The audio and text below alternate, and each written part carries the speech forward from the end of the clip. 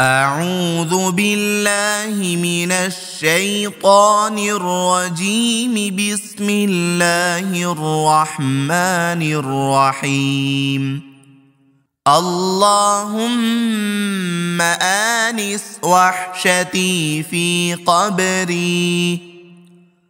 اللهم ارحمني بالقرآن العظيم واجعله لي إماما ونورا وهدى ورحمة.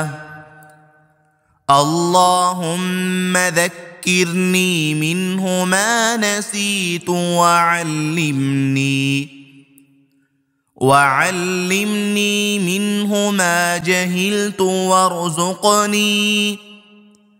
وارزقني تلاوته آناء الليل وآناء النهار واجعله لي حجة يا رب العالمين. اللهم آنس وحشتي في قبري. اللهم ارحمني بالقرآن العظيم واجعله لي إماما ونورا وهدى ورحمة. اللهم ذكرني منه ما نسيت وعلمني منه ما جهلت